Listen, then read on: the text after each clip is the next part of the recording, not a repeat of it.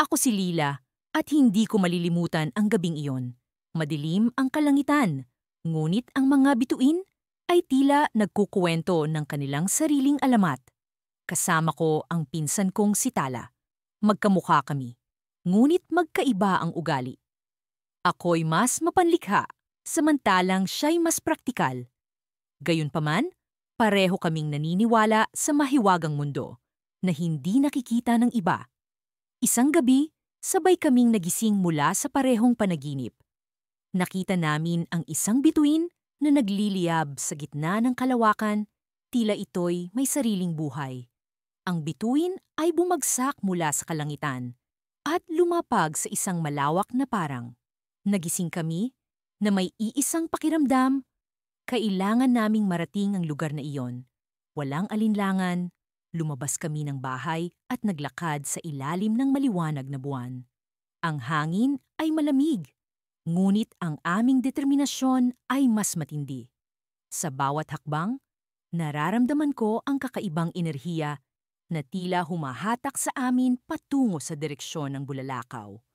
Habang naglalakad, nag-usap kami ni Tala. Ano kaya ang ibig sabihin ng panaginip na ito? Tanong niya.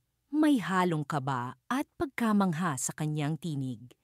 Hindi ko alam, pero pakiramdam ko'y kailangan nating sundan ang tawag ng bituin. Sagot ko, sinusubukang ipakita ang tapang kahit na ang puso ko'y kumakabog sa takot. Dumating kami sa isang malawak na parang ang damoy sumasayaw sa bawat hagod ng hangin. Sa gitna nito, nakatayo ang bulalakaw na aming nakita sa panaginip. Hindi ito ordinaryong bituin. Ito'y tila puno ng buhay at enerhiya. Ang liwanag nito'y sumasalamin sa aming mga mukha, nagpapakita ng mga anino ng takot at pananabik. Nararamdaman mo ba ito, Lila? Tanong ni Tala, ang kanyang boses ay nanginginig sa emosyon. Oo, parang tinatawag tayo ng bulalakaw. Sagot ko, ang mga mata ko'y hindi maalis sa nagliliyab na bituin. Biglang, ang bulalakaw ay naglabas ng isang malakas na liwanag. At ang paligid ay tila nawala sa sarili. Ang damo, ang hangin, ang lahat ng nasa paligid namin ay nagmistulang isang panaginip. Sa gitna ng liwanag, isang boses ang narinig namin. Kayo ang napili. Hindi ko maipaliwanag ang nararamdaman ko. Ang boses na iyon ay tila dumiretso sa aking puso. Nagising ang bawat hibla ng aking pagkatao. Si Tala ay napatingin sa akin. Ang kanyang mga mata ay puno ng tanong. Ano ang ibig sabihin nito? Bulong niya. Ang kanyang tinig ay puno ng takot at pag-asa. Ngunit bago pa man kami makapagsalita, ang liwanag ay humina at ang bulalakaw ay naglaho. Naiwan kami sa parang. Ang katahimikan ay tila sumigaw ng mga tanong. Nawala kaming kasagutan. Ang mga bituin sa kalangitan ay muling nagniningning, ngunit ang gabi ay hindi na katulad ng dati. Habang naglalakad kami pauwi, ang aming mga isip ay puno ng mga tanong. Ano ang ibig sabihin ng panaginip na iyon? Bakit kami ang napili ng bulalakaw? Sa ilalim ng mga bituin, ramdam namin ang simula ng isang hindi pangkaraniwang paglalakbay. Ang paglalakbay ng aming mga puso. Hindi kami makatulog noong gabing yon. Ang bulalakaw na yon, ang boses na narinig namin, lahat ay nag-iwan ng marka sa aming mga isipan.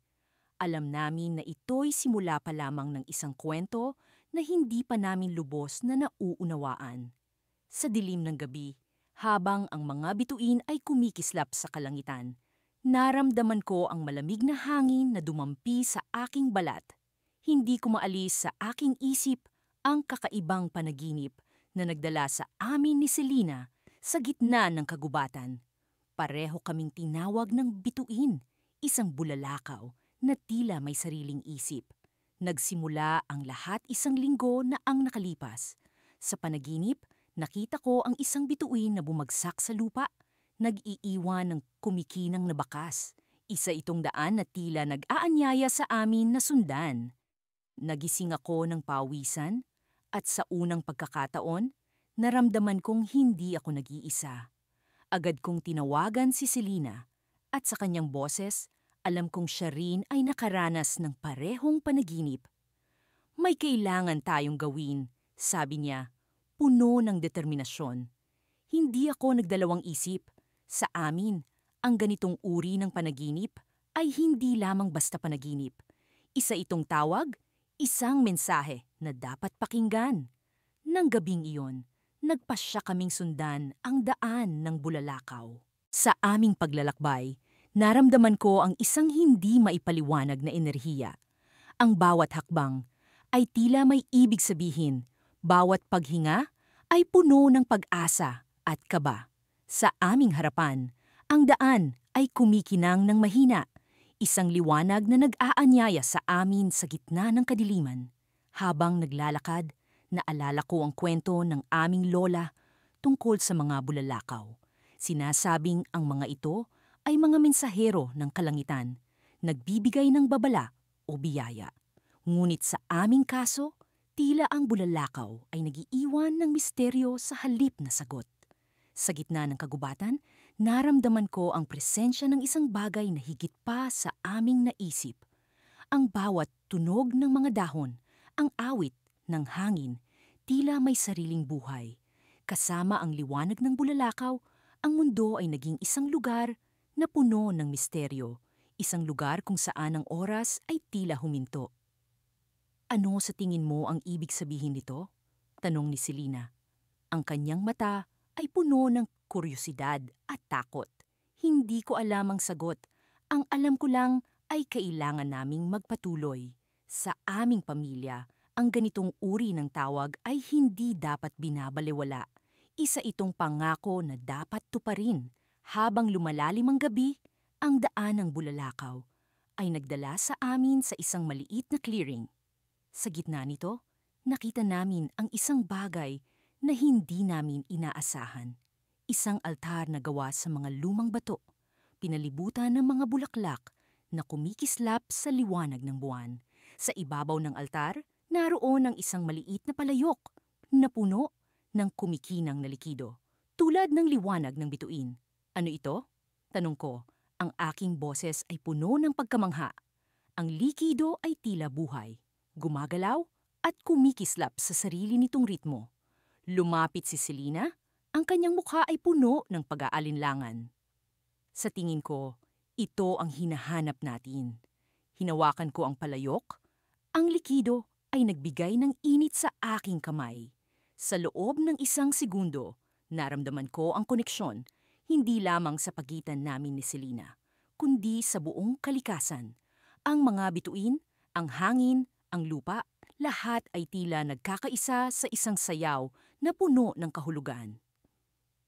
Ano ang dapat nating gawin? Tanong ni Selena. Ang kanyang boses ay puno ng pag-aalala. Sa isang iglap, naramdaman ko ang sagot. Kailangan nating ibalik ito sa langit. Ngunit bago ko pa man maipaliwanag, narinig namin ang isang tunog mula sa likod namin. Isang tao, o marahil isang nilalang, ay nagmamasid sa amin mula sa dilim. Ang kanyang mga mata ay kumikinang, puno ng liwanag na tila nagmula sa bulalakaw. Sino ka? Tanong ni Selena. Ang kanyang boses ay puno ng tapang, kahit na may halong takot. Ngumiti ang nilalang, isang ngiti na puno ng hiwaga. Ako ang tagapangalaga ng daan ng bituin. Ang likido na hawak mo ay ang puso ng bulalakaw. Hindi ko alam kung dapat kaming matakot o magtiwala. Ngunit sa ilalim ng liwanag ng buwan, naramdaman ko ang isang bagay na hindi ko maipaliwanag. Ang nilalang ay tila bahagi ng daan na aming tinahak, isang sagot sa tanong na matagal nang bumabalot sa aming isip. Ang likido ay dapat bumalik sa langit, sabi ng nilalang. Ang kanyang boses ay puno ng kapangyarihan at katiyakan. Ngunit kayo ang pumili ng daan. Sa sandaling iyon, naramdaman ko ang bigat ng responsibilidad. Ang panaginip ay hindi lamang isang tawag, kundi isang pagpili. Kami ang pumili ng daan, at sa aming mga kamay, ang kapalaran ng bulalakaw ay nakasalalay. Ngunit paano namin ito gagawin? Paano namin ibabalik ang puso ng bulalakaw sa langit? Sa likod ng aking isip, alam kong may sagot. Ngunit ang sagot ay tila nagtatago sa likod ng isang misteryo na dapat naming tuklasin. At sa sandaling iyon, naramdaman ko ang isang paggalaw mula sa likido. Ang bulalakaw ay nagsimulang kumilos. Ang liwanag nito ay tumindi, bumalot sa amin ng kanyang liwanag. Ang mundo ay tila nagbago, at sa ilalim ng liwanag ng bituin, alam kong ang aming kwento ay hindi pa tapos. Sa likod ng altar, ang nilalang ay naglaho. Ang kanyang angiti ay naiwan sa hangin. Ang aming daan ay nagpatuloy, puno ng misteryo at pag-asa. Sa aming mga puso, ang tawag ng bulalakaw ay humihiyaw. At alam namin na ang aming kwento ay simula pa lamang. Sa kalagitnaan ng gabi, habang ang katahimikan ng aming baryo ay tila niyayakap ng malamlam na sinag ng buwan, muling pumasok sa aking isipan ang panaginip tungkol sa bituin. Pareho kami, ni Aling Malu, ang pinsan kong matalik, na nakaranas ng kakaibang paglalakbay sa bituin na iyon. Sa simula, inakala naming isa lamang itong kakatuwang pagkakatulad ng aming mga panaginip, ngunit habang lumilipas ang mga araw, nararamdaman namin na may mas malalim na kahulugan ang lahat ng ito. May kakaiba sa bituin na yon, Selina, sabi ni Aling Malu habang nakaupo kami sa ilalim ng puno ng mangga sa aming bakuran. Hindi ko maipaliwanag, pero pakiramdam ko, tinatawag tayo nito. Tumingala ako at tiningnan ang langit, hinahanap ang bituin na paulit-ulit na lumilitaw sa aking panaginip. Tila ba may lihim itong isinasalaysay? Isang kwentong hindi pa namin lubusang nauunawaan. Sa bawat pagkakataon na lumilitaw ito, nararamdaman kong may hinihintay ito sa amin. Isang misyon na dapat naming tuklasin. Isang gabi, habang kami naglalakad sa gilid ng ilog, nagulat kami nang biglang bumagsak ang isang bulalakaw mula sa kalangitan. Ang kanyang liwanag ay mas maliwanag pa sa buwan, tila ba hinahati ang kadiliman ng gabi. Biglang huminto si Aling Malu, ang kanyang mga matay nakatuon sa bulalakaw habang bumulong siya. Ito na ang hinihintay natin, Selina. Anong ibig mong sabihin? Tanong ko, bagamat sa aking kalooban ay pakiramdam kong alam ko na ang sagot. Hindi siya sumagot. Sa halip ay hinila niya ang aking kamay at nagmadali kaming sumugod patungo sa lugar kung saan lumapag ang bulalakaw. Habang papalapit kami, damang-dama ko ang kakaibang enerhiya na nagmumula sa bulalakaw, isang uri ng enerhiya na tila tinatawag ang aming mga kaluluwa. Nang marating namin ang lugar, nakita namin ang isang maliit na crater na tila nilikha ng bulalakaw. Sa gitna nito ay may nakahandusay na bagay na nagliliwanag, isang kristal na kumikislap sa ilalim ng mga bituin. Walang pag-aalinlangan, lumapit kami upang tingnan ito, at sa paghawak namin sa kristal, biglang nagbago ang lahat. Ang paligid namin ay nawala. Sa halip, kami nakatayo sa gitna ng isang kalawakan na puno ng mga bituin. Ang mga nalalapit na bituin ay umiikot sa paligid namin. Bumubuo ng mga imahe at simbolo man na tila sinasabi sa amin ang isang sinaunang kwento. Nakita namin ang mga pangitain ng iba't ibang mundo, mga planeta na hindi pa naaabot ng tao, at mga nilalang na hindi pa nakikita sa lupa. Hindi ito panaginip, bulong ni Aling Malu. Ito ang katotohanan na matagal nang nakatago. Habang nakatayo kami roon, unti-unting nagsama-sama ang mga imahe upang bumuo ng isang kwento tungkol sa dalawang magpinsang babae na tinawag ng isang bulalakaw upang iligtas ang kanilang mundo mula sa isang nalalapit na panganib. Ang bulalakaw ay isang mensahero, isang gabay na magdadala sa amin sa tunay naming tadhana. Ngunit bago pa namin lubusang maunawaan ang kwento, bigla kaming bumalik sa aming baryo. Ang kristal ay wala na, ngunit ang liwanag nito ay nanatili sa aming kalooban. Alam naming hindi na kami magiging katulad ng dati. Kami nabago ng karanasan, handa na sa misyon na inilaan sa amin. Sa pag-uwi namin, kami puno ng pag-asa at takot. Ano nga ba ang panganib na sinasabi ng bulalakaw? Paano namin ililigtas ang aming mundo? Ilang sandali pa, isang kakaibang sigaw ang narinig namin mula sa gubat. Isang sigaw na tila hindi galing sa lupa. Napatigil kami at nagtinginan. Alam naming ito ang simula ng isang bagong kabanata. Ang aming mga puso'y bumilis ang tibok, hindi dahil sa takot, kundi dahil sa pananabik sa mga susunod na mangyayari. Sa likod ng mga puno, nakita namin ang anino ng isang nilalang na tila nagmula sa mga bituin. Naglakad ito patungo sa amin, ang mga matay nagniningning tulad ng bituin sa aming panaginip. "Selina, Aling Malu," ang sabi ng nilalang. Ang boses nito'y puno ng misteryo at hiwaga. "Ang inyong paglalakbay ay nagsisimula pa lamang." At doon, sa ilalim ng mga bituin, sa gitna ng gabi, aming naramdaman ang tunay na tawag ng bulalakaw.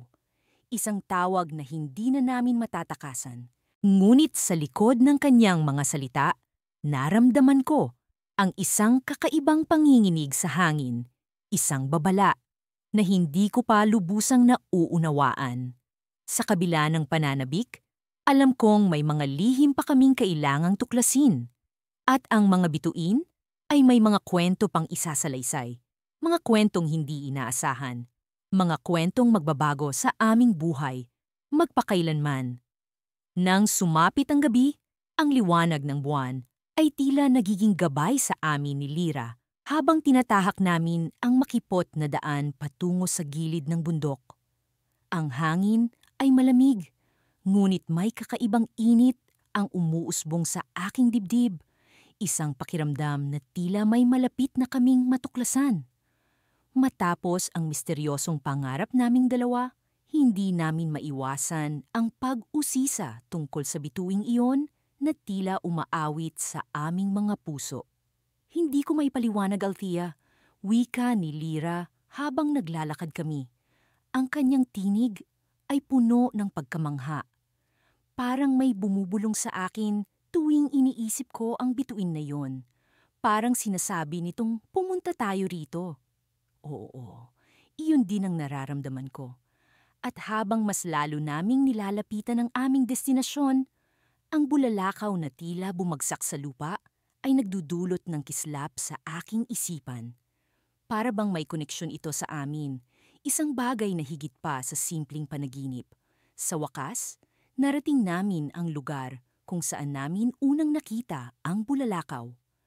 Ang lupang dati tahimik at puno ng damo ay ngayon ay may bakas ng isang bagay na bumagsak mula sa kalangitan.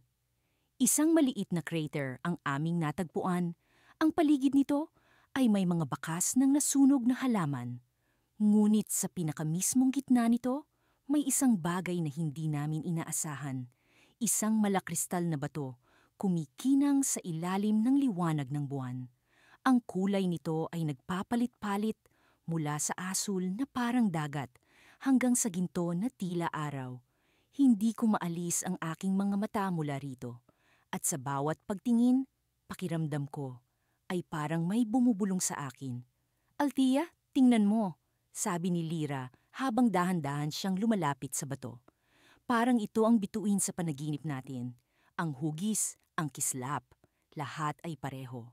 Hindi ko alam kung paano mangyayari iyon, kung paano ang isang bituin ay makakarating sa lupa. Ngunit ang pakiramdam ay tila tama. Parang ito na ang sagot sa mga tanong na bumabagabag sa amin. Nang kami ay lumapit, may kakaibang init na lumaganap mula sa bato, tila kami ay tinatanggap nito. Ang mga daliri ko ay dahan-dahang humawak sa malakristal na ibabaw. Sa sandaling iyon, isang malamusikang tunog ang umalingaw-ngaw sa hangin, isang awit na puno ng mga lihim at pangako. Bigla akong nakaramdam ng kakaibang paggalaw sa paligid, para bang ang oras ay unti-unting humihinto. Ang mga puno ay tila nagsimulang sumayaw sa hangin, at ang mga bituin sa langit ay tila nagiging mas maliwanag. Ang kanilang liwanag ay bumabalot sa amin ni Lyra. Sa loob ng aking isipan, may mga larawan ng mga sinaunang kalawakan, mga planeta na puno ng kulay at mga nilalang na hindi ko pa kailanman nakita. Ang mga imahe ay mabilis na naglalaro sa aking kamalayan na para bang may nais itong iparating. Lyra, bulong ko, ang aking tinig ay puno ng pagkamangha. Parang may nag-uugnay sa atin sa bituing ito, sa bagay na ito, nang biglang nagbago ang lahat. Ang tunog ng pag-awit ay naging malakas, at ang malakristal na bato ay nagliwanag ng mas maliwanag pa sa buwan. Sa loob ng liwanag, isang anino ang unti-unting lumitaw, isang hugis na hindi namin inasahan, isang tao o marahil isang nilalang na may anyo ng tao. Tila ito ay isang babae. Ang kanyang anyo ay gawa sa liwanag at bituin. Ang kanyang mga mata ay tila nagsasalita sa amin, puno ng kaalaman at kasaysayan. Sa kanyang pagtingin, pakiramdam ko, ay nakikita niya ang lahat ng aming mga alaala, lahat ng aming mga pangarap. Althea, Lyra, wika ng nilalang. Ang kanyang tinig ay parang hangin na pumapaso sa aming mga puso. Kayo ay tinawag ng mga bituin upang magbigay ng ilaw sa mundong ito. Sa sandaling iyon, ang lahat ay naging malinaw. Ang panaginip, ang tawag ng bulalakaw, ang malakristal na bato, lahat ay bahagi ng isang mas malaking kwento. Ngunit bago pa namin maitanong ang anumang bagay, ang liwanag ay biglang naglaho. At ang nilalang ay nawala na parang bula. Naiwan kaming dalawa na nagtataka, ngunit puno ng pag-asa. Ano ang susunod na hakbang? Ano ang ibig sabihin ng tawag na iyon? Sa kabila ng aming mga tanong, alam naming ito ay simula pa lamang ng aming paglalakbay. At habang bumabalik kami sa landas pauwi, ang kislap ng mga bituin sa langit ay tila nagbigay ng pangako. Isang cliffhanger sa aming kwento na naghihintay ng kasagutan. Mula nang magising kami ni Celine sa parehong panaginip, tila hindi na kami mapakali. Parang may kakaibang puwersa na humihila sa amin, patungo sa hindi kilalang daigdig. Ang bituin na nakita namin sa panaginip ay tila isang mata na nakamasid sa amin, patuloy na nag-aanyaya sa kanyang lihim na mundo. Paano nga ba nagsimula ang lahat ng ito? Isang gabi lamang, habang kami ay magkasamang nakahiga sa ilalim ng kalangitan, biglang sumiklab ang bulalakaw, na para bang ito'y sadyang dumating para sa amin. Sa bawat hakbang na ginagawa namin, parang nararamdaman naming may gabay na humihila sa amin. Celine, sa tingin mo ba ay may ibig sabihin ang panaginip natin? Tanong ko sa kanya habang naglalakad kami sa gilid ng ilog, ang mga alon ay tila marahang humuhuni ng isang himig na hindi ko maintindihan. Naniniwala ako na ito ay isang tawag, sagot niya. Ang kanyang mga mata ay puno ng kuryosidad at pag-aalinlangan. Isang tawag mula sa bituin na iyon, mula sa bulalakaw. Sa kabila ng takot at pagdududa, nagpasya kaming sundan ang kung anuman ang humihila sa amin. Ang aming mga hakbang ay dinala kami sa isang matandang gubat na matagal nang tinutuluyan ng mga alamat. Ang mga puno ay tila mga bantay na tagapag-ingat ng mga lihim, at ang hangin ay puno ng kwentong hindi pa namin naririnig. Sa aming paglalakad, biglang narinig namin ang isang malumanay na boses na tumatawag sa amin. Magsimula na kayo sa inyong paglalakbay, wika ng boses na tila nagmumula sa hangin. Sino ito? Anong paglalakbay? Tumingayin kami sa paligid, ngunit walang tao. Isa lamang ito sa maraming misteryo na bumabalot sa amin. Bawat hakbang ay nagdadala sa amin sa mas malalim na bahagi ng gubat, hanggang sa nakita namin ang isang lumang kuweba. Ang bunganga nito ay tila nag-aanyaya. Sa loob, ang mga dingding ay puno ng mga sinaunang ukit. mga larawan ng mga bituin at bulalakaw, mga kwento ng mga Diyos at Diyosa na tagapangalaga ng kalawakan. Celine, tingnan mo ito, sabi ko, habang itinuturo ang isang ukit na mukhang ang bituin na nakita namin sa aming panaginip. Ito ang bituin na iyon. Ano kaya ang ibig sabihin nito? Habang nagmumuni-muni kami sa loob ng kuweba, biglang lumiwanag ang paligid. Sa gitna ng liwanag ay nagpakita ang isang matandang babae na may mahaba at puting buhok. Ang kanyang mga mata ay tila puno ng mga bituin. Ako si Amihan, ang tagapag-ingat ng mga lihim ng kalawakan. Sabi niya, ang kanyang tinig ay nag-uumapaw ng kabaitan at kaalaman. Kayo ay tinawag upang tuklasin ang hiwaga ng inyong panaginip. Kayo ay may mahalagang papel sa pagpapanatili ng balansi ng mga bituin. Hindi kami makapaniwala sa aming narinig. Ano ang kailangan naming gawin? Tanong ni Celine, ang kanyang boses ay puno ng pag-asa at takot. Kailangan ninyong sundan ang landas ng bulalakaw, ang daan patungo sa lihim na daigdig ng mga bituin. Tugon ni Amihan, ang kanyang mga mata ay kumikislap sa tuwa. Ngunit mag-ingat sapagkat ang landas na ito ay puno ng mga pagsubok at panganib. Sa aming paglabas mula sa kuweba, ang bituin na nakita namin sa aming panaginip ay lumiwanag sa kalangitan, tulad ng isang gabay na liwanag sa kadiliman. Alam naming hindi ito magiging madali, ngunit ang tawag ng bituin ay hindi namin maiiwasan. Bawat hakbang ay sinundan ng pag-iingat. Bawat paghinga ay puno ng pananabik at kaba. Ano ang naghihintay sa amin sa kabila ng landas na ito? Sa aming paglalakbay, biglang nagbago ang hangin, naging malamig at masalimuot. Sa isang kisap mata, lumitaw ang isang grupo ng mga anino. Ang kanilang mga mata ay kumikislap ng kasamaan. Sino kayo? Tanong ni Celine. Ang kanyang tinig ay puno ng tapang. Kami ang mga tagapagbantay ng landas na ito. Sagot ng isa sa kanila. Ang kanyang boses ay malamig at mapanganib. Ang inyong paglalakbay ay magtatapos dito. Ngunit bago pa man kami makakilos, biglang pumutok ang isang liwanag mula sa bituin sa langit at ang mga anino ay nawala na parang usok.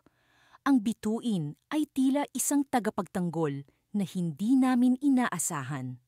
Naramdaman ko ang kapangyarihan ng liwanag nito na para bang ito'y isang patak ng pag-asa sa gitna ng kawalan.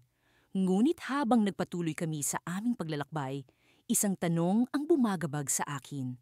Bakit kami? Ano ang lihim na nakatago sa bituin na iyon? At ano ang aming papel sa masalimuot na kwento ng kalawakan? Sa likod ng bawat hakbang ay isang misteryong naghihintay na malutas, isang kwentong hindi pa natatapos. At sa likod ng bituin ay isang lihim na magbabago sa aming mundo magpakailanman. Sa paglipas ng mga araw, hindi maalis sa isip ko ang misteryosong panaginip na iyon. Ako si Althea, at ang pinsan kong si Lyra, ang aking kanang kamay, sa pag-unawa sa kababalaghang ito. Pareho kaming nagising isang gabi, binabalot ng kakaibang liwanag mula sa isang bulalakaw na tila kumikinang sa aming mga panaginip. Sa gitna ng dilim, ang mga bituin ay nagmistulang mga mata. Na nagmamasid sa amin, may mensaheng kami lamang ang makakaunawa. Sa aming pag-uusap, napagkasunduan naming bisitahin ang isang matandang albularyo sa baryo na kilala sa kanyang kakayahang kumonsulta sa mga puwersa ng kalikasan. Kinabukasan, sa ilalim ng liwanag ng araw, kami naglakbay patungo sa kanya. Ang kanyang kubo ay nakatayo sa gilid ng isang burol, napapaligiran ng mga puno at halaman na tila nagtatago ng mga lihim. Sa kanyang pag-aanyaya, kami pumasok.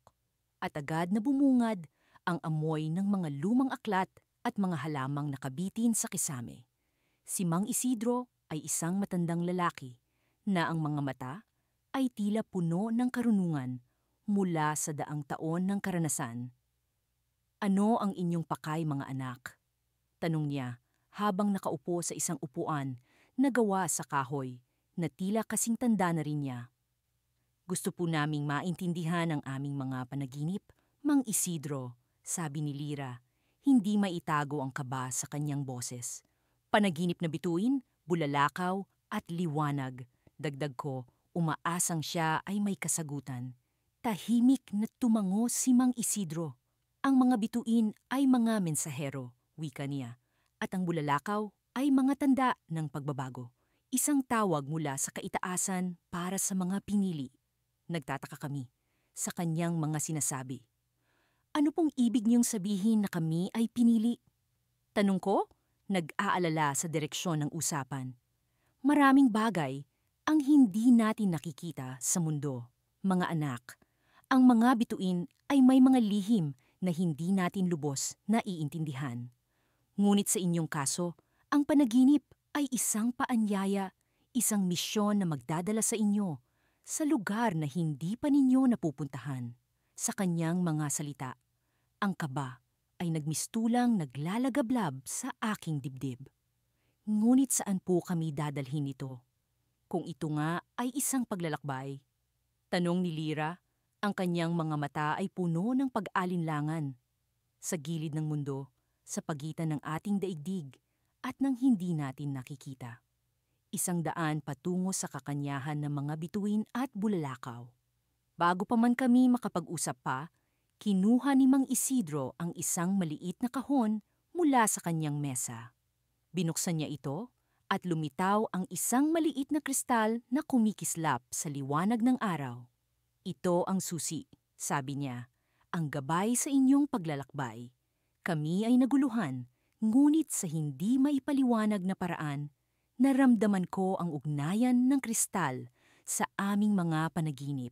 Sa paghawak ko nito, bigla kong naramdaman ang malamig na hangin sa balat ko. At ang paligid ay mistulang lumabo na para bang ang oras ay tumigil. Altia, ano ang nangyayari? Narinig kong tanong ni Lira, ngunit ang kanyang boses ay tila mula sa malayo. Sa isang kisap mata, kami nasa ibang lugar na. Ang lupa ay puno ng bituin.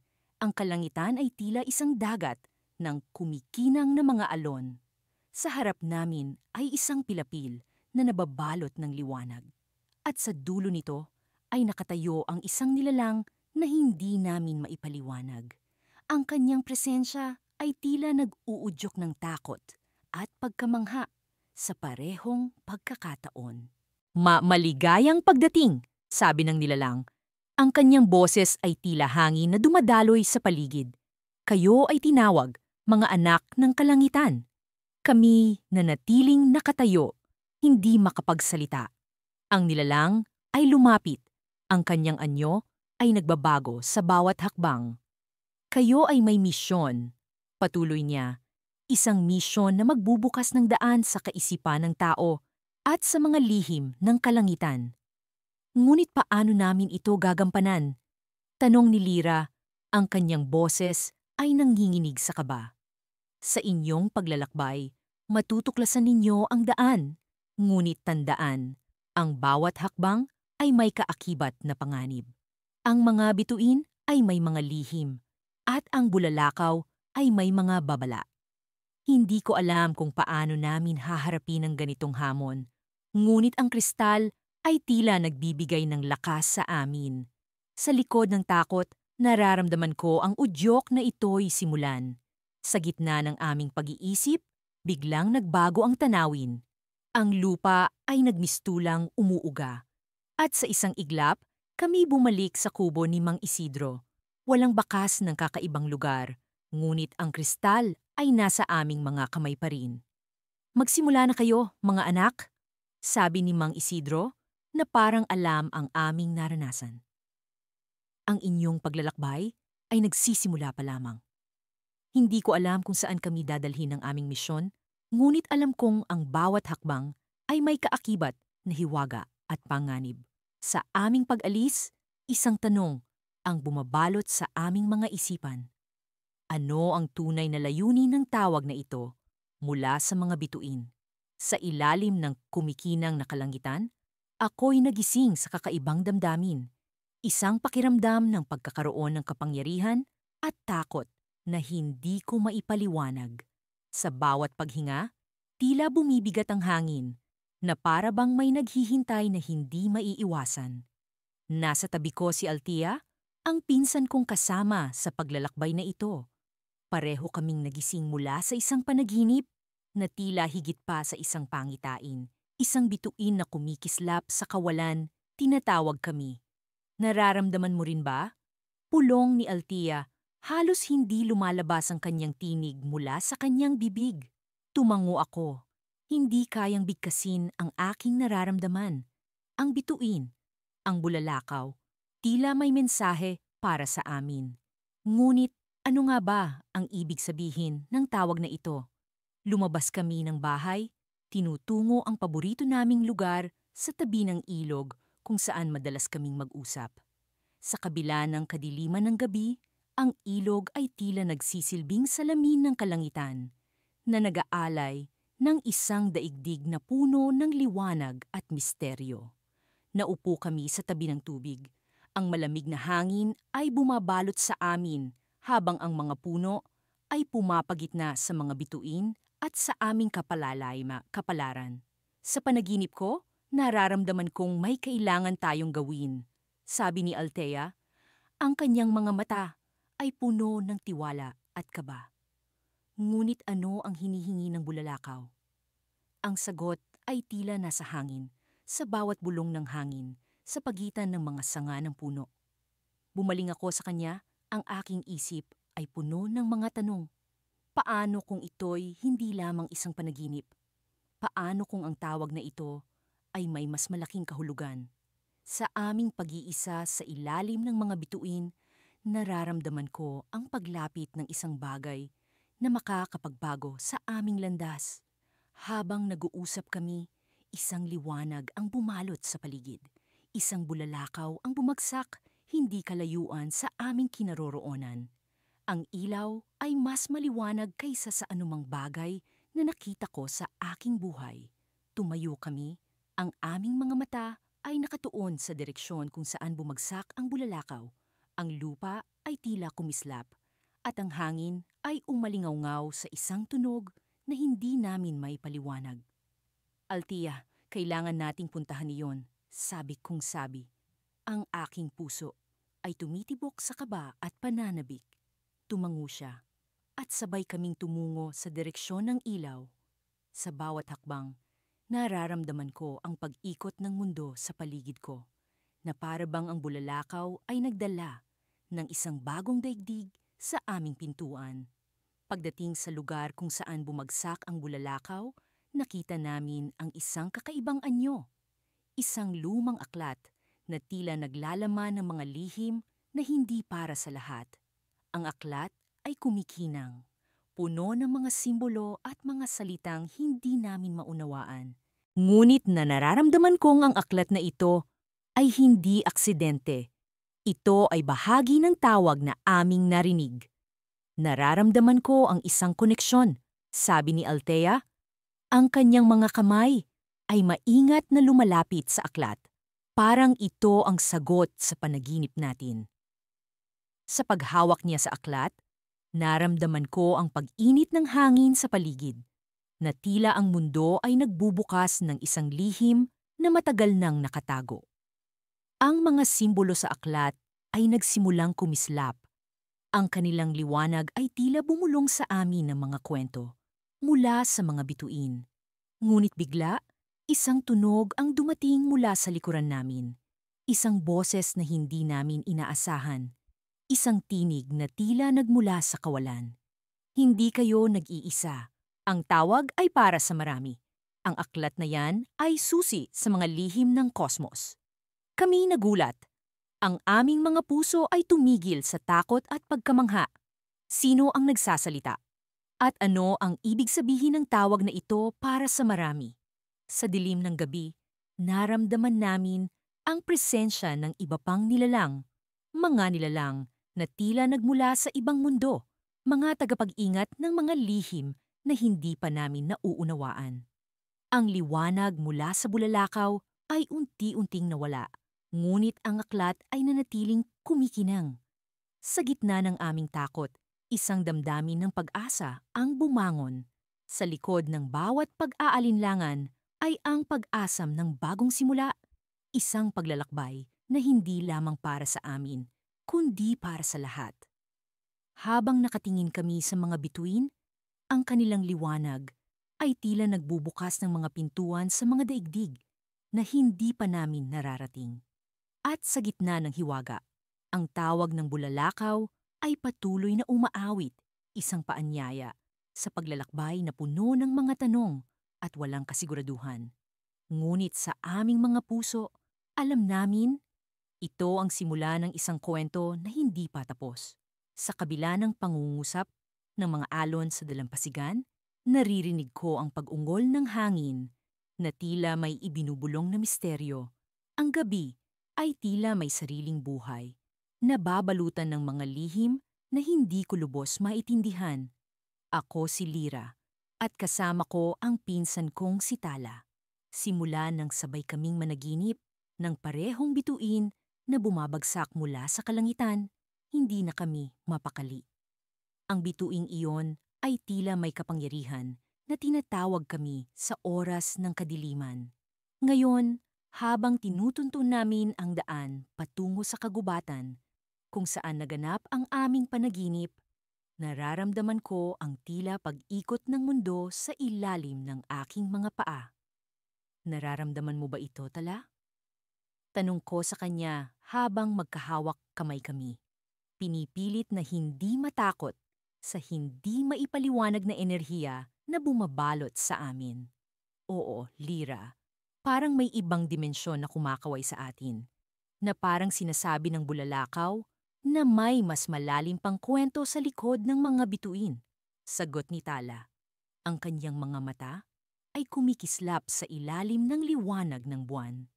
Nagpatuloy kami sa paglalakad hanggang sa marating namin ang lugar na puno ng mga puno ng balete, na tila mga bantay na nagmamasid sa bawat galaw namin. Ang hangin ay nagiging mas malamig, at ang bawat hakbang namin ay parang pumapasok kami sa isang mundo na hindi namin lubos na kilala. Sa gitna ng kagubatan, natagpuan namin ang isang maliit na lawa na kasing linaw ng salamin, at sa ibabaw nito ay sumasalamin ang mga bituin. Narito na tayo, Tala. Dito sa lugar na ito nagsimula ang lahat, sabi ko habang hinahawakan ang kanyang braso. Pinapakalma ang tumitibok na kaba sa dibdib ko.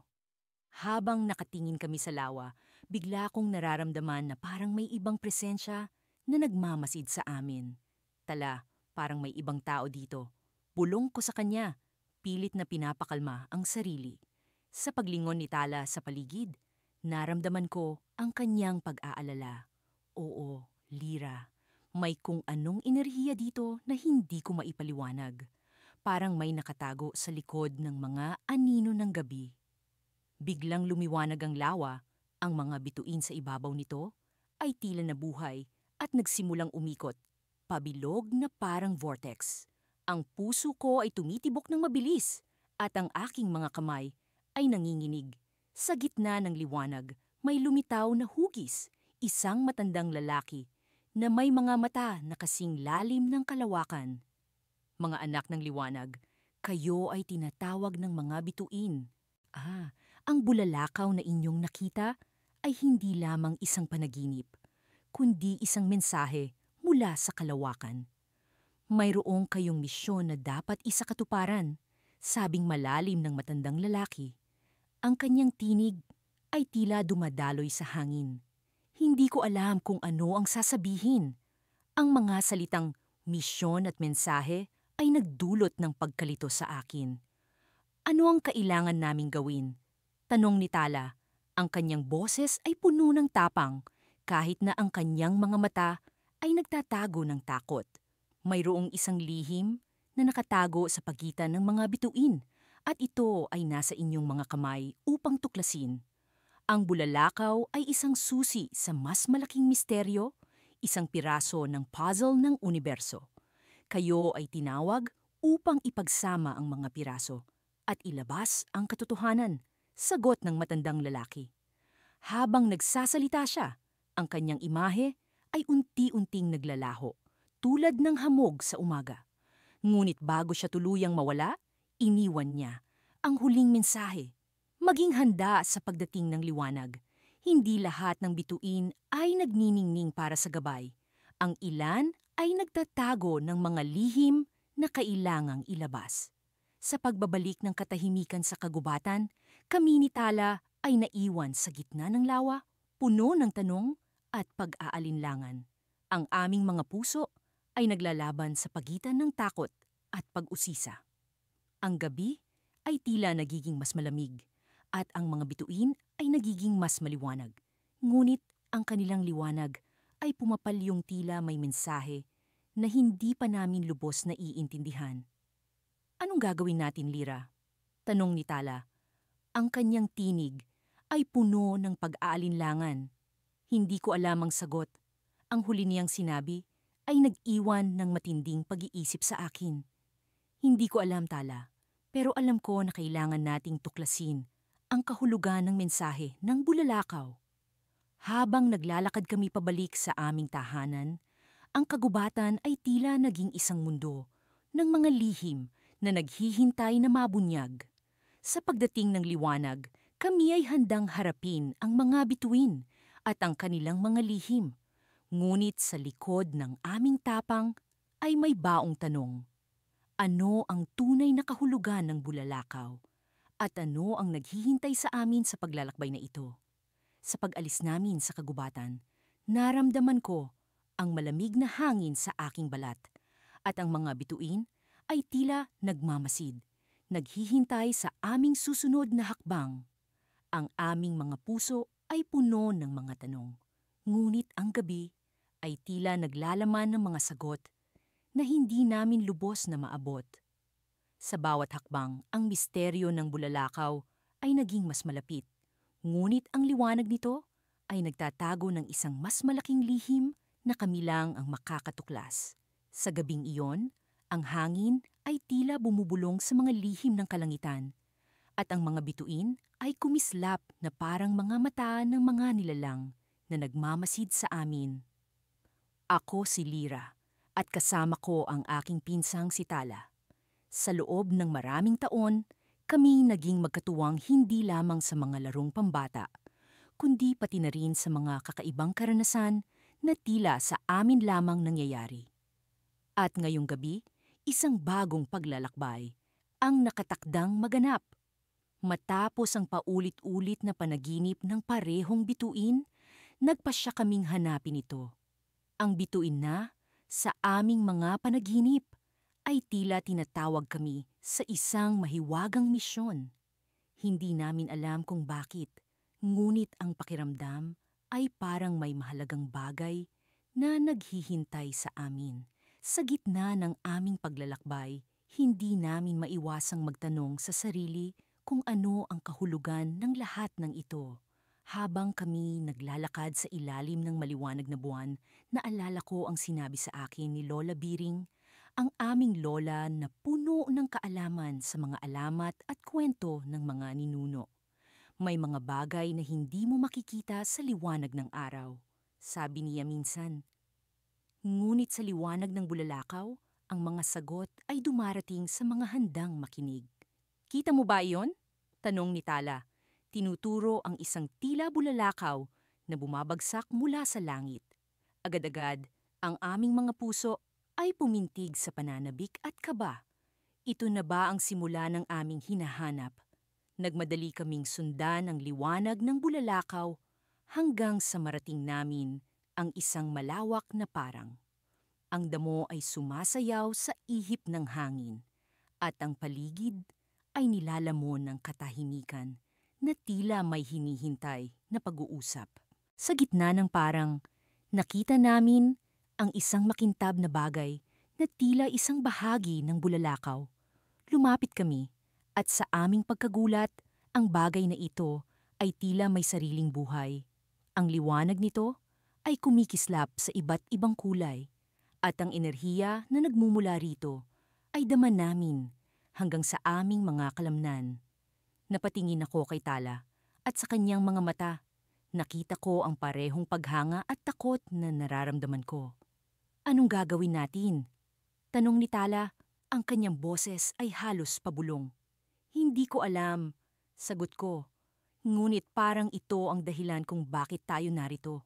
Bigla, narinig namin ang isang boses na tila nagmumula sa loob ng aming mga isipan.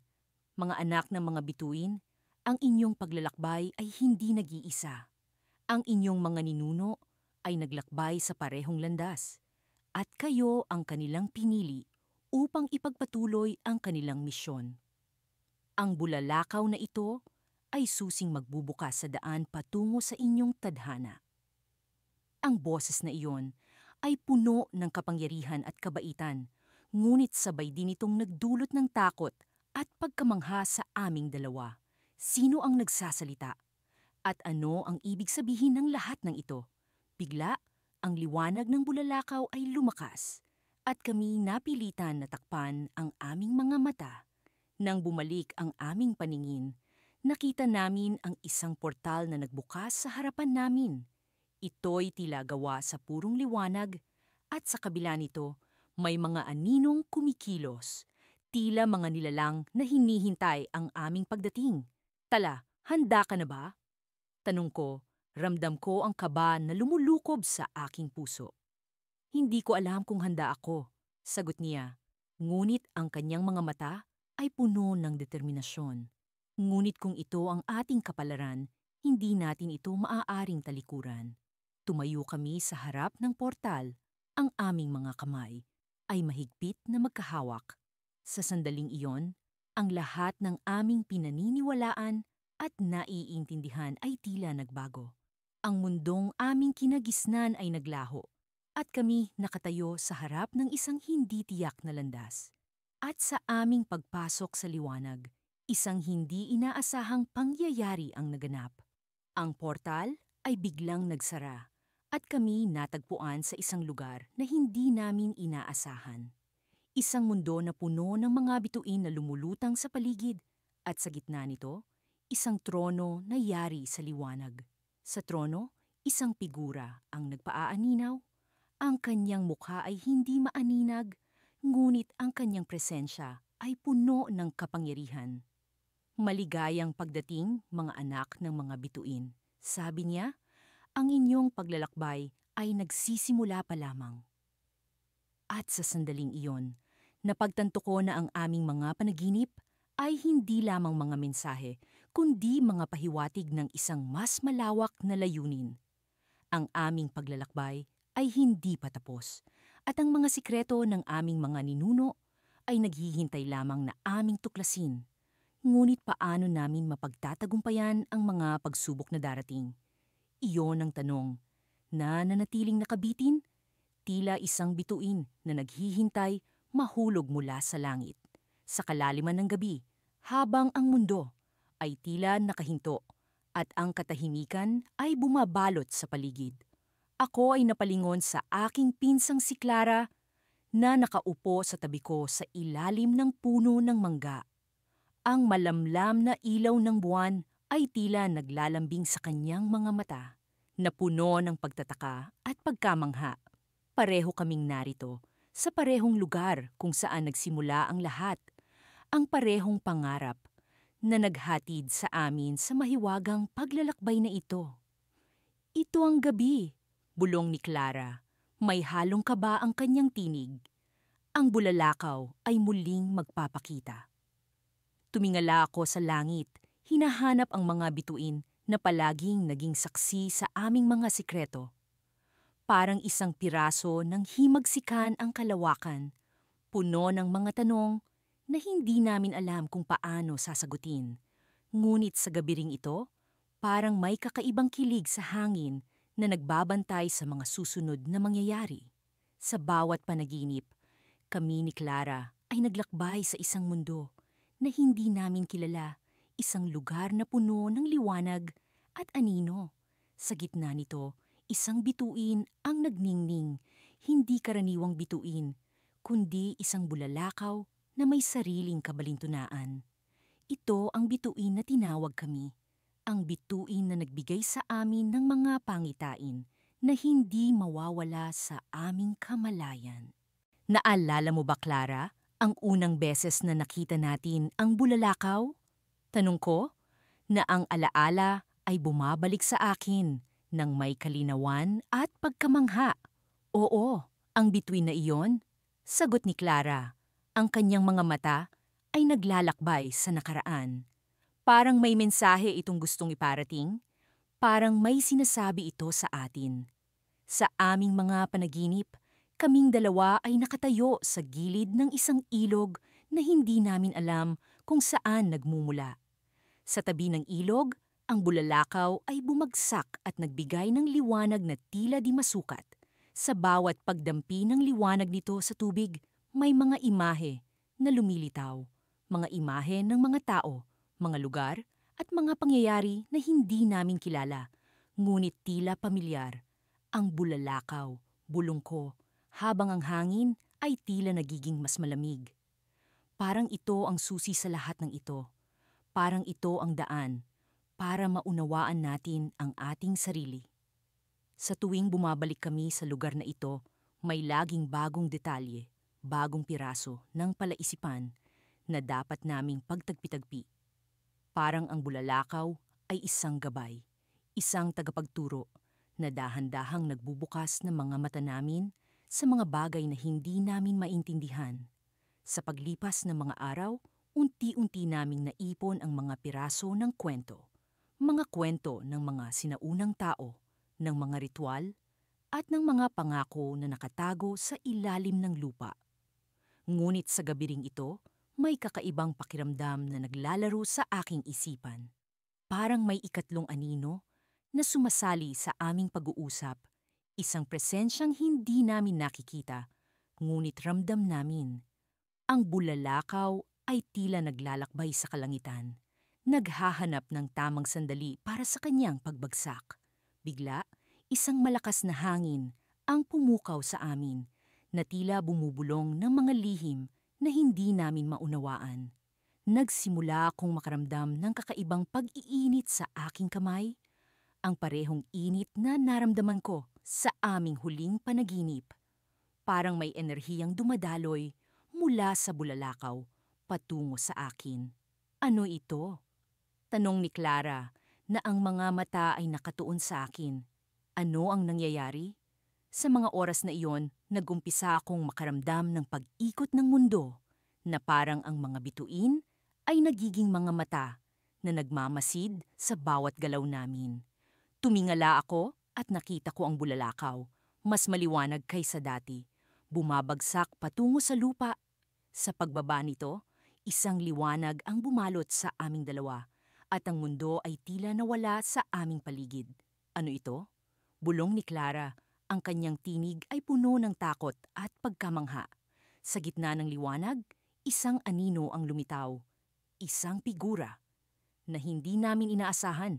Isang babae na ang mga mata ay puno ng mga bituin ang lumapit sa amin. Sa kanyang mga kamay, hawak niya ang isang piraso ng bulalakaw na tila sumasayaw sa liwanag. Pinili kayo, sabi ng babae. Ang kanyang tinig ay parang musika na naglalakbay sa hangin. Ang bulalakaw ay may lihim na dapat ninyong tuklasin. Sa sandaling ito, naramdaman ko ang bigat ng responsibilidad. Ang tawag ng bulalakaw na hindi namin maipaliwanag. Ang mundo ay nagbago. At sa gitna ng pag-isang ito, isang bagong daan ang nagbukas. Ngunit bago pa man namin maitanong ang susunod na hakbang, ang liwanag ay biglang naglaho at kami ay naiwan sa dilim. Sa aming harapan, isang piraso ng bulalakaw ang lumitaw, naglalabas ng liwanag na hindi namin maunawaan. Ano ang ibig sabihin nun nito? Tanong ni Clara. Ngunit bago pa man niya matapos ang kanyang tanong, naramdaman ko ang isang puwersa na humila sa amin, papalayo sa lugar na ito. Hindi namin alam kung ano ang susunod na mangyayari, ngunit isang bagay ang sigurado. Ang bulalakaw ay may kwento, isang kwento na kami ang dapat magpatuloy. Sa pag-iwan namin sa lugar na ito, ang mga bituin ay nanatiling nagmamasid, naghihintay sa susunod na kabanata ng aming paglalakbay.